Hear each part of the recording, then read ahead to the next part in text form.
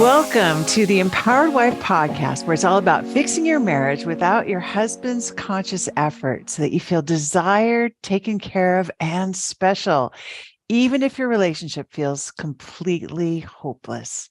I'm Laura Doyle, and today I'm revealing 3 signs the relationship is over for him. The physical intimacy in my guest Ika's marriage was lacking, and the distance and loneliness were excruciating. She desperately wanted to figure out how to apply the intimacy skills, and one day she saw her husband smile and laugh again. Today, their marriage is kind and considerate, and their days as soon to be empty nesters look brighter than ever. She's going to tell us how she did it so you can do it too. All of that's coming up. But first, let's talk about 3 signs the relationship is over for him. When you're wondering how to know if the relationship is over for him, it's because you're worried that you're going to be left. You're scared that you're going to be abandoned, and you want to know the future so that you can prepare and somehow soften the blow to your heart. If you just knew one way or the other, you could cut your losses and stop wasting your energy. Just being able to see ahead to the future seems like it will be a salve, something to be able to make plans for your life around. So it's only natural that you would look to what he's doing to find out, is this relationship going to end? What are the signs? But an even more interesting question is, what are your intentions for this relationship? Because that matters a lot. Let's say, for example, that one sign that the relationship is over for him is that he says it's over. That's number 1. Well, this is a terrifying sign that your relationship might be ending. It's devastating to hear those words. And it seems like a pretty unequivocal message that he is done. But is it really over when he says that? It could be. Or it could be a way to say, I'm not getting what I need in this relationship, and that needs to change, and I'm afraid it's not going to. And if he wasn't getting what he needed in the marriage, that means you probably weren't either. But what was it that he needed and didn't get? My first guess would be respect. And that's because nobody ever showed you what respect actually looks like, even though you probably heard plenty of times, just like I did, that you should be respectful of your husband. That isn't enough in my experience. I needed to know what that meant and why I would want to be respectful. What was in it for me? And it turns out there's dignity in being respectful, and there's calm and confidence. I feel like my best self when I'm respectful. And my husband gets the oxygen he needs. And when I say oxygen, I mean respect. So why be respectful to your husband when he says the relationship is over? What is there to respect about that? Maybe it's more about you and how you want to show up in this situation. Would you like to show up with dignity and calm and confidence in this situation? Would you like to be your best self?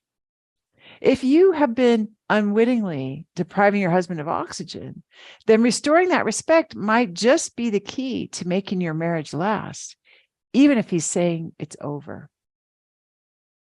Number 2 sign that the relationship is over for him is that he files for divorce, right? You might think your husband filing for divorce is a definite sign that the relationship is over for him.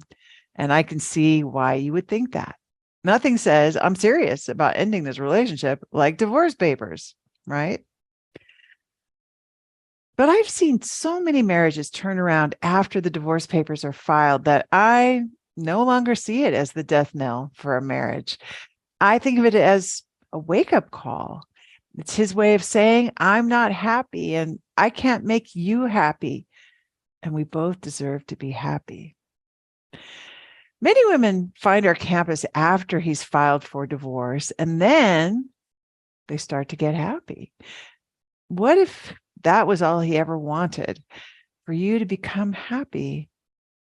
I know it sounds so contrary when you're going through something that's so painful and scary and hard. But what I see all the time is that women who get the 6 intimacy skills and the connection framework create their own miracles, even when he files for divorce. I mean, sometimes the divorce proceedings are stopped and the marriage is renewed. Sometimes the divorce goes through and then the couple gets remarried. No kidding. That was Christy's story, which she shared on episode number 55 of this Empowered Wife podcast. She didn't let the divorce going through mean that the relationship was over for him. No. All right, sign number 3 that the relationship is over for him. Let's say he's paying more attention to someone else. What if your husband is spending more time, giving more energy, and connecting more with someone else than he is with you? Isn't that a sign that the relationship with you is over? It can be if you want to make it that, if you want to focus on that and give that other woman your energy, that will increase her presence in your life, in my experience. And it can be very, very tempting to focus on her, like more tempting than a hot cinnamon fresh out of the oven. But there's someone else who desperately needs your focus right now, and that's you. How are you feeling? What do you want? And how can you give yourself that today? Those are some of the most important questions to ask yourself if you want your marriage to last and thrive. And I know you do, because you wouldn't be listening to me right now if you didn't. You're investing in your marriage right now by listening, making your marriage last and thrive, which is so important. It can take a lot of courage and a lot of commitment. So here's to you, finding the answers and the questions that serve your mission to end world divorce, starting with your own. I admire that.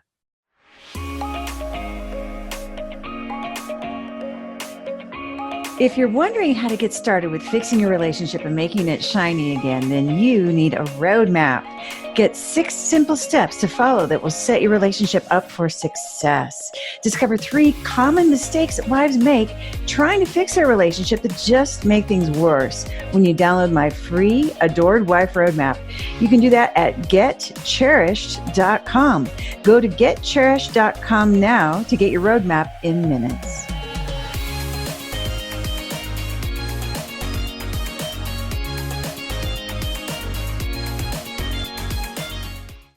The physical intimacy in my guest Ika's marriage was lacking, and the distance and loneliness were excruciating. She desperately tried to figure out how to apply the intimacy skills, and one day she saw her husband smile and laugh again. Today, their marriage is kind and considerate, and their days as soon-to-be empty nesters look brighter than ever. She's going to tell us how she did it so you can do it too. Ika, welcome to the Empowered Wife program. I'm so excited to have you here.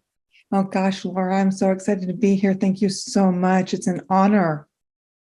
Awesome. Well, take us back to the beginning of the bad old days. What was happening in your marriage? I hate to remember them, but I found you in 2017. I read The Surrendered Wife, and it was not pretty then. We fought all the time. We had a 7-year-old. We lived abroad. We were expats. We were away from family, the 2 of us, the 3 of us. And it wasn't healthy. And, I tried on your skills. I tried on the book, and my husband was really suspicious, if I can use that word.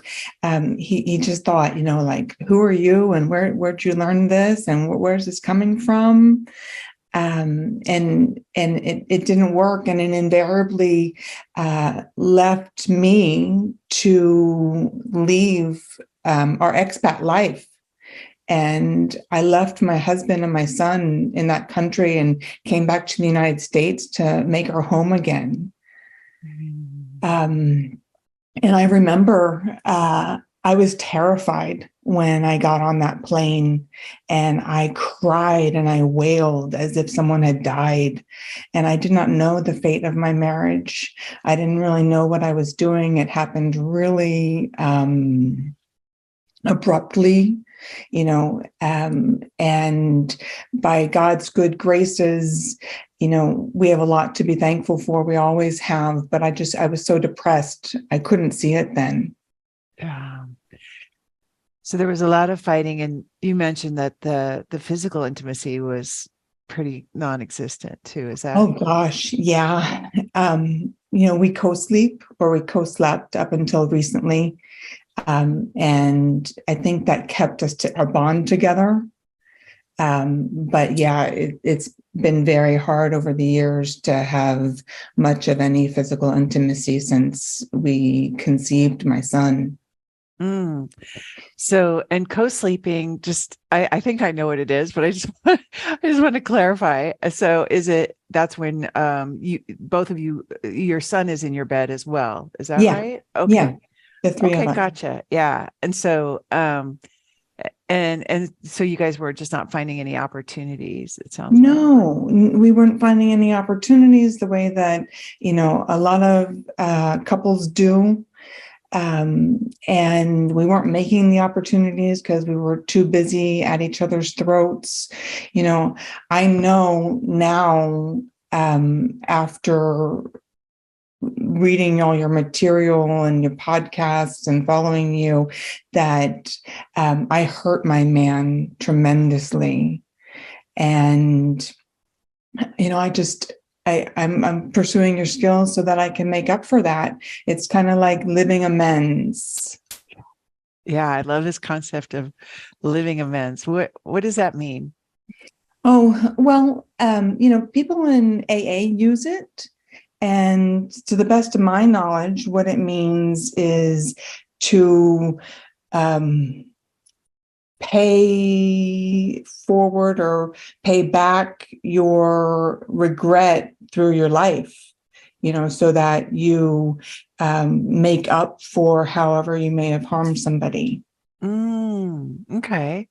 So Is that how you understand it? yeah, I think so. Like I guess like I think about I know you like to quote songs. So I was thinking about that song More Than Words, right? Like show me how you feel instead of saying the words kind of thing. I don't know. I'm making this Yeah, up as I yeah, go yeah, along, that but makes sense. that it would be like, hey, I was disrespectful for a lot of years, and now my living amends is to be respectful. It And that's is. kind of okay. Gotcha. So yeah, we're on the same page. I love that concept. Um, but I hear it talked about too, and I just wanted to talk about what it specifically is. That for me, everything has to be practical, right? How do you do that? Otherwise, I don't know. I Right? So appreciate that about you and your teachings, Laura. You're so very practical. thank you. So all right, so you got the book, and you had been fighting, physical intimacy was missing. You even really left for another country, left come back to the United States, kind of not knowing the state of your marriage, what that would do to it. It sounds like you No, were in some ways, I remember feeling this way too, kind of wanting to blow up my whole life because I just couldn't figure out how to fix it. And it sounds like that was kind of a move along those lines too. Like none exactly. of this is working, so let's Yeah, blow I it had all to up. save myself. I had Yeah, to take care of myself. I knew yeah. that we were in a bad place. And I mean, I wish I had the picture to show you. There's a photo of at the airport when I was leaving. My husband took me to the airport, and he was so cool, calm, and collected, and just like had his arm around my shoulder, like this is just another, moment that's passing. And I was struck with grief, and I was so worried. Um, and it's just how little I knew of my depression, you know. Yeah. So you were struggling with some depression yourself too, Oh, sounds like. sure, Just having trouble sure, keeping yourself above water in sure. general. Yeah. Yeah, and it's I don't mean this offensively to my husband, but it it's kind of like I valued myself, or my own self-worth was based on how I was treated. And it's not that he mistreated me, but he didn't touch me. And, I mean, occasionally I get a smile or a pat on the butt, but it was so infrequent. And at dinner parties and even hosting at our own home, I wouldn't get a eye to eye gaze and a laugh or a lock in an intimate moment. And they just, intimacy by and large at that point was really missing. And so you got the book and you started to apply the skills, and that was met with suspicion. That's how. Yeah. I've carried some of the skills up until most recently, because I only refound you about, I don't know, maybe 10 weeks ago. And I don't remember how that happened. It just happened. I relinquished financial control back in 2017. That's been a big help, not, fighting with my husband about, where we should spend our money and how we should spend our money, but giving that fully to him. It doesn't work quite like you've taught, insofar that I don't get like a budget or an allowance. Yeah. My husband really wants me to respect the budget and be able to work within the means, of what we have. Sure. So I try to respect that. I think that, things that I learned in 2017 have lingered with me, but they haven't been really that conscious until most recently, when I've indulged back in your workshops and online and the podcasts and anything I can get my hands on. And I'm taking avid notes. And I'm just trying to be a good student. So it sounds like there's been two stages. There was like everything that happened in 2017 when you first got surrendered wife. And then more recently, it sounds like you kind of dug back in as a student. And it sounds like there were a lot of things that stuck from like over 5 years ago now. Then what brought you, you said you didn't know how it happened. What brought me back? Was that what you were going to ask? Yeah. Well, I'm happy to share. We went on holiday this summer, and my son was in one part of one country, and we were on the other side of the country, my husband and I, and it was like our honeymoon. We never had a honeymoon, and I had all of his attention. And it was, I mean, I was gushing day after day, for the 6 days that we were together. And then when we reunited with my son, because we kind of chaperoned him across the river and the ocean. When we reunited with my son, it was like nothing had happened and things were kind of back to square one, and we didn't have that honeymoon. And I thought to myself, I don't want to swear, but I thought, gosh darn it, I am going to get this back, because it was, I mean, you've been on a honeymoon, right? Yeah. Yeah. And so, I mean, we've been married, or will be married, pushing 14 years. So it was a really long time to have, that time together. Oh my gosh. So it was so exciting and so wonderful. It sounds like you thought, this is where I want to live every day. Oh yeah, definitely. I don't want to just go back to, feeling like distant or lonely again. No. And that made me think about our retirement. It made me think about when we're going to be empty nesters, and, not that we deserve it now, but I definitely wanted then to have more intimacy, and more pleasure in our lives. Yeah, absolutely. So you made a decision to kind of throw yourself back into focusing on the skills, like practicing them, kind of like the way you'd say, I'm going back to piano. I'm going to really get good at piano or something like that. Is that? Yeah, Yeah. exactly. You're Okay. exactly right. And I started for my husband, I started with respect. And that's when, very early on, and must have been like 9 weeks ago, when I saw him, we had a house guest. And in front of this house guest, I was always deferring to my husband and defaulting and saying, "Excuse me for interrupting." And at one point, he just started giggling and smiling.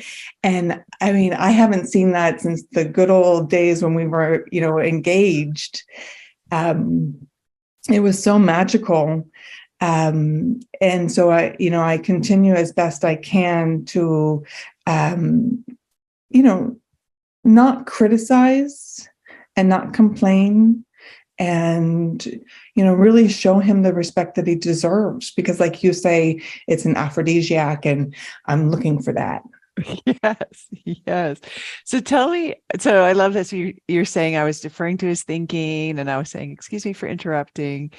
So what else did you do to bring respect to your relationship? I Hmm. love that. In front of this Um, guest, you did that. So I really get Yeah, well, that. in front of the guest, sure, it Yeah. was that. Since then, there have been a lot of, as you call, duct taping, biting my tongue, Yeah. and, just listening to my husband in ways that I haven't heard him in a long while. I hear yous. He likes the I hear yous. He doesn't like whatever you think so much. I'm not No? sure Okay. that I'm using it at the right time. Um, I try to figure out, when he's asking for my opinion with the whatever you think. But I think maybe it's just the discomfort of it all, in giving him back, you know, I, if it's restoring his manhood, giving him back the opportunity to make these decisions, it makes him a little bit uncomfortable. We're still, fresh back at the skills. Yeah. Yeah. Kind of an exciting place to be, though, it sounds like. Oh yeah, it really is. I Okay, couldn't now. I Oh, couldn't go be ahead. happier. And the thing I was going to tell you, so the respect was for him, apologizing, and the I hear yous and the whatever you think, but the self-care for me. And I was really, not, I mean, I was in a desert, a really bad desert in 2017, but I didn't realize even most recently, I've been in a spiritual desert too, to some degree. Not depressed, like I was in 2017, but not filling up my own cup, not taking care of myself. When I do my yoga now, there's routinely daily, there's a lightness, like some of the photographs you see of these very blissed out women. And I feel it in my heart, in ways that I haven't felt it in a long, long time, because I do, very, what's the right word? Ritualistically or diligently, I try to, different ways to take care of myself. And some of that's singing, some of that's dancing, some of that's just a hot tea in my unicorn slippers, just fun stuff. And things like you say that are frivolous.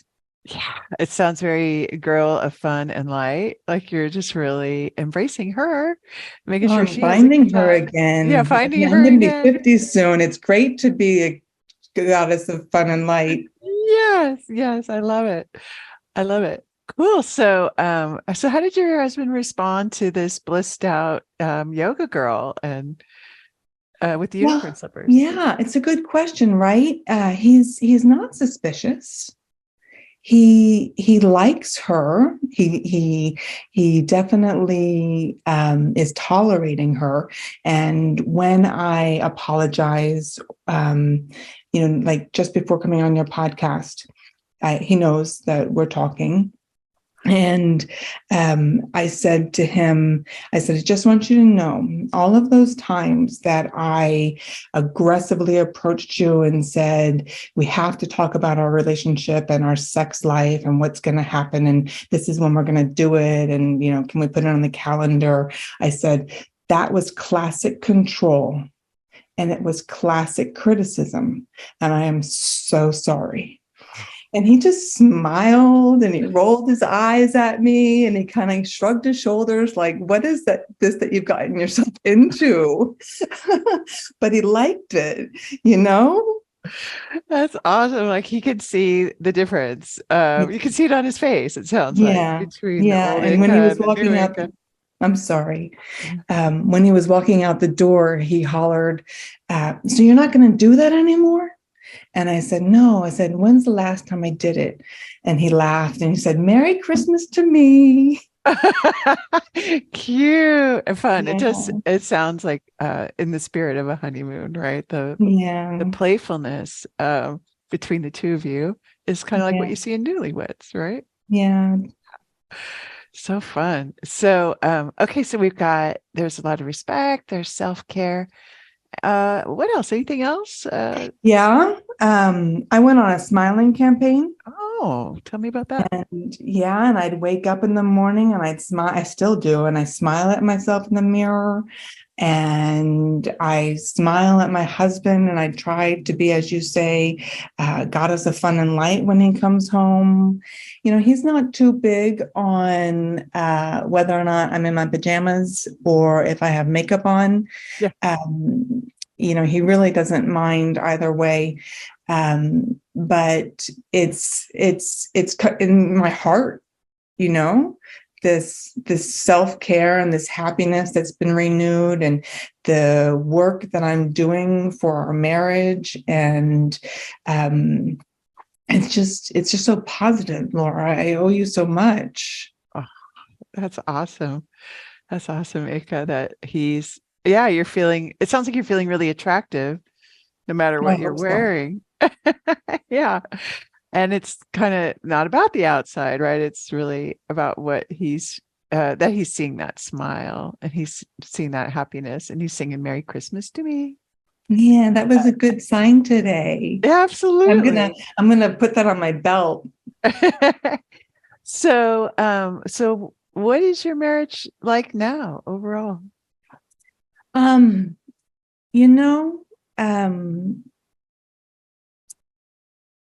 I feel very secure and I feel very confident that even if we don't start having sex like bunny rabbits anytime soon, because we still have a little kid in the house, I feel that maybe someday we will. Yeah. No, I don't want to put that pressure on us. But there is a lightness, and it's just so much more pleasant. That's great. And so is the physical intimacy improved from what it was, or this is still an area that you're kind of looking forward to it? I'm still looking forward to it. We'll see. We'll see. It's just that he gives all of his physical intimacy to my son. And it's just that my son hasn't hurt him the way I hurt him. And I don't think that he's conscious that he hasn't forgiven me, deep inside, like deep psychologically. And, I'm dedicated to proving my love for him, showing him my respect and my gratitude. And, really trying to rekindle that magic that we had when we met. Because we didn't fight, Laura, before we had a child and moved abroad. We never fought. And I know that it was me. I know that I became controlling. I know that I entered a space that was disrespectful, because when we were dating, it's not that I didn't speak for myself, but I didn't overstep my boundaries. He clearly was the man and my hero. Mm-hmm. And then I started to try to take those reins. Yeah. It's easy to do. And it sounds like nobody ever taught you, differently. Not until you. Okay, cool. Good. And so what what would you say is the best part of using the skills? What is the best part of using the skills? Yeah, because Um, you're describing a lot of I think somebody could listen and say, well, she's being respectful, for him, and that's great. And it is great, right? I guess yeah. yeah, I'm wondering, I think sometimes it can appear like, oh, why does she have to do all this work? Why does she have to be so respectful? Hmm. Um, right? Why is there was a lot of fighting before. I mean, has he apologized? What are you getting out of this? Um, Oh, the self-transformation, it's like I shared a few minutes ago, I'm not holding my breath for sex anymore. I'm not. I've taken it off the calendar. I've taken so many things off the calendar, and I'm defaulting to I guess more nature and things happening more naturally, and I have more patience for myself and for us. um you know I practice yoga, and so I think a lot of your ideas support that. And I hear a lot of your I don't know if you call them clients, I don't know if you call them followers, students. your women in your life. Yeah. um, I know they're God-fearing people, and I have a certain spiritual foundation too. And they say that you know your teachings align with things in the Bible. I don't know that intimately, but I know how easy it is to, not that I'm not great at it, but I know how easy it is to apply your skills. And like you said, going back to the very beginning, because you offer very practical ways to us women for rekindling our marriages, our relationships. Yeah. And so it sounds like you've really become more confident and secure, you were saying I before. like So the sound of that. yeah. Did you ever get mad though that you were the one that had to do all this work on the marriage? Um, sure, like in 2015, 2016, 17, and yeah, I got mad. Now, um, like I was saying, we haven't necessarily turned a physical corner, but I see where I wouldn't have been able to see how secure and stable our marriage is. And I owe that a lot to you and your community, and pushing positivity first. And what's the saying? What you focus on increases. Yeah. Yeah. Um, so no, I'm not disappointed that I'm doing this work. I feel so much better and more dignified. Yeah. Yeah. You do seem very dignified. So what is your best tip to a woman who is where you were with maybe like depression and a lot of fighting, and there's it feels like there's no physical intimacy, and um, not a lot of hope for that to return. And she wants to have what you have now, where there's this lightness, this playfulness, kind of a sense of fun. There's this honeymoon thing kind of going on. What's your best tip for her? I'd say drop the ego. I'd say don't let your fear friend get in the way, and try Laura's skills on for size. You won't regret it. I love it. And what about your depression? Do you still struggle with that? Sure, I have a condition. I'm medicated, but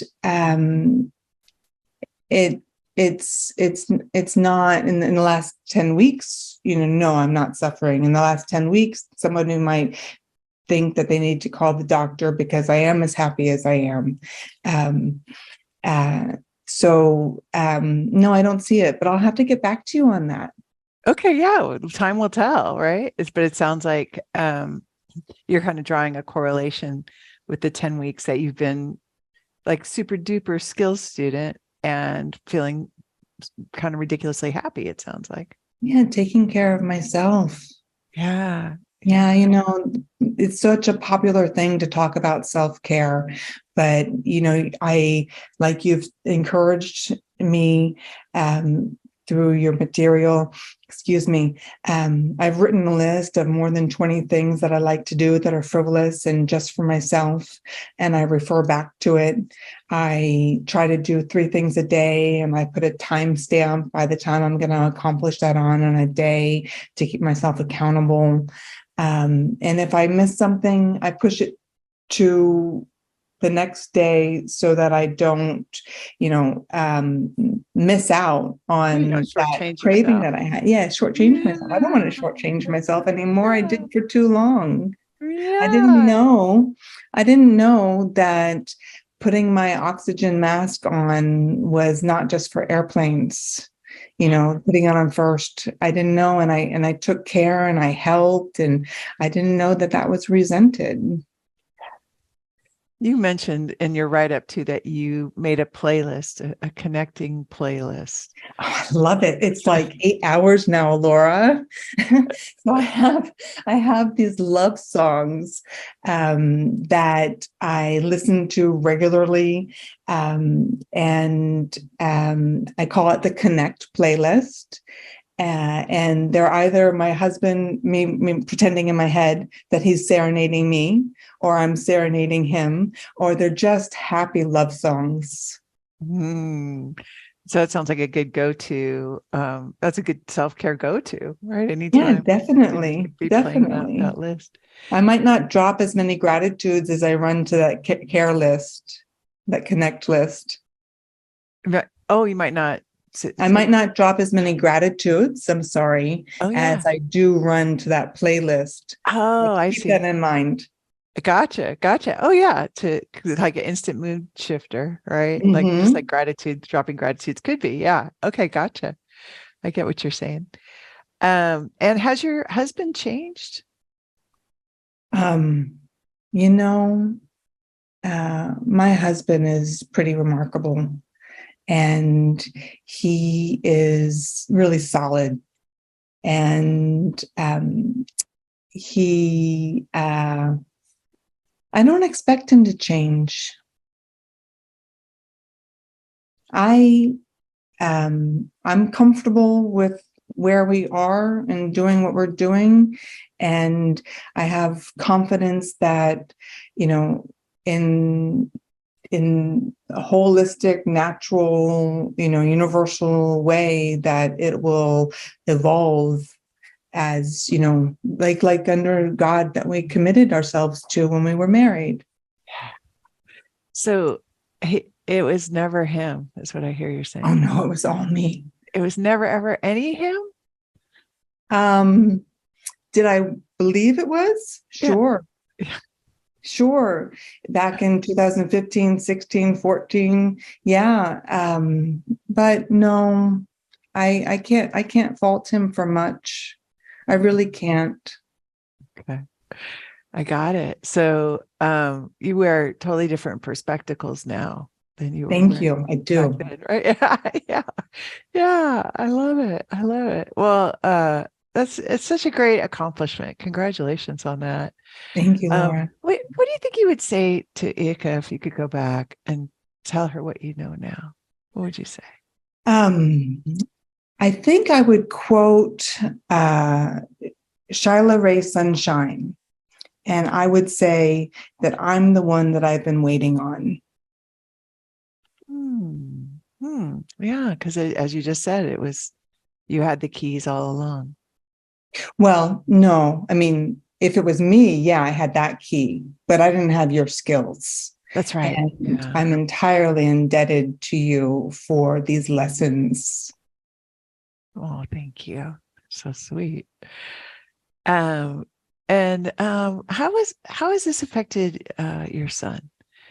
That and It's good. he's like 14 now? Oh, 12. Thank 12. you. He's 12. Sorry. Close. Okay. Yeah, yeah, I Oh did my say God. he's pushing teenage. Yeah. Um, he's teaching me all about banter.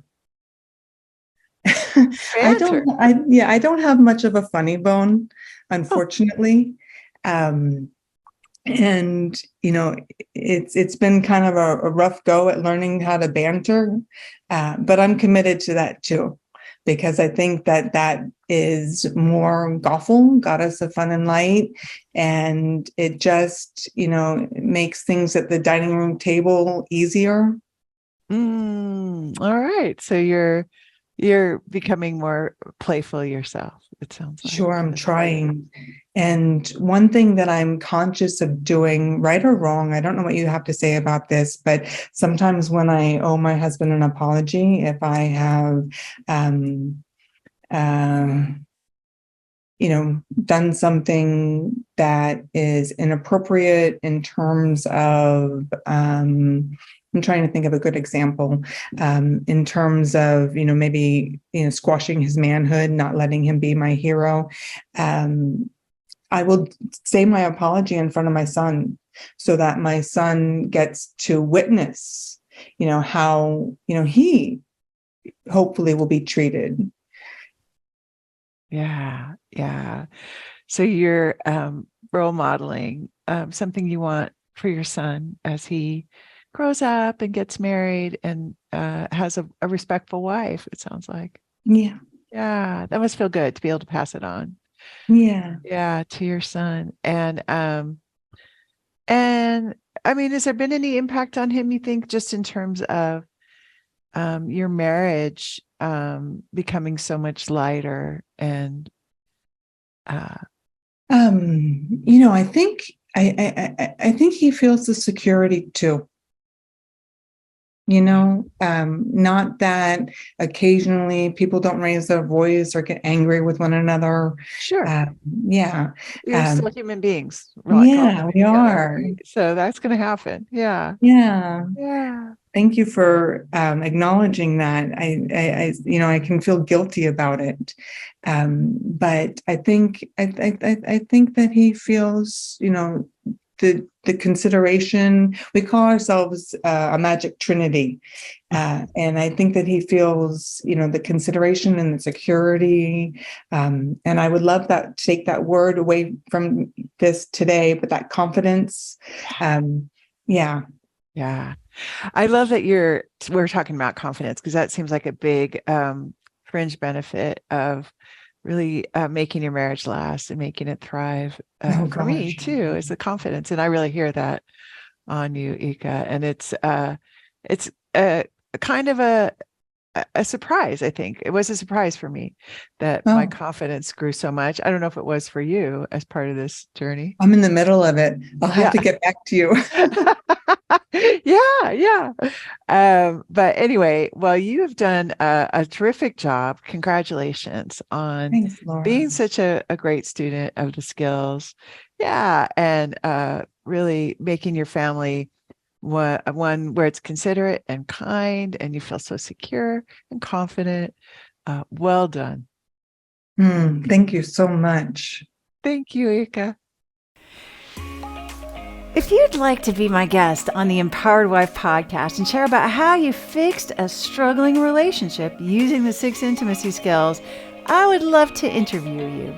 Just go to lauradoyle.org/podcast-guest to let me know that you are willing to make a big contribution to ending world divorce by telling your relationship story. I look forward to meeting you. That's lauradoyle.org/podcast-guest.